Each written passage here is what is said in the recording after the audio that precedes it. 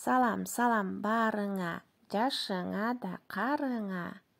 Кыргызча үйрөтөйүн 18-сабак. Жаныбарлар.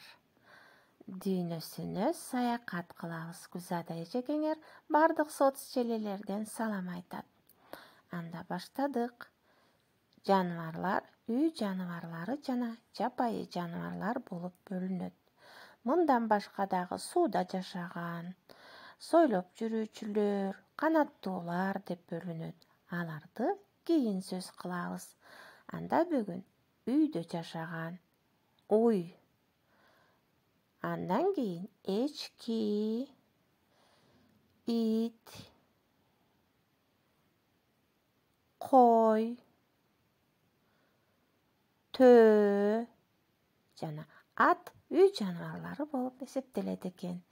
Эми жапайы жаныбарлар, алар көбүнчө тоо токойдо, тоо таштарда жашашат. Алар көбүнчө үйүрү менен же чогуу жашашат көбүнчө. Жалгыздап жашагандар дагы бар. Аларды бирден таанып алалы. Кыргызча аталышын жаттайлы. Карышкыр, коён,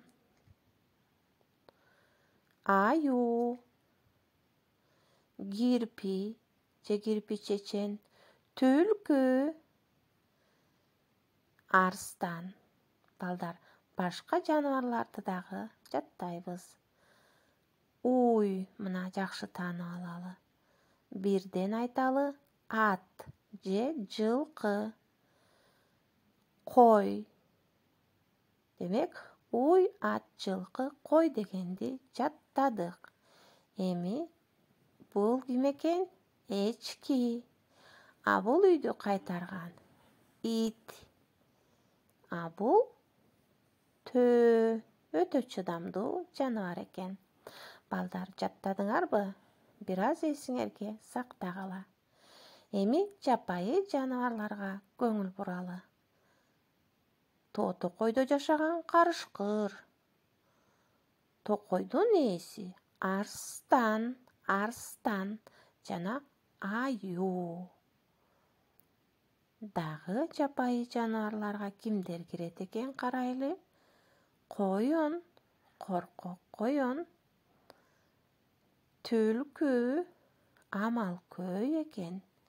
Жана ошондой эле кирпи чечен же болбосо кирпи деген аталышка ээ. Балдар, үйгө тапшырма. Төмөнкү сүрөттү карап, дагы кандай жаныбарларды көрүп турасыңар, жазып келгиле. Билбесең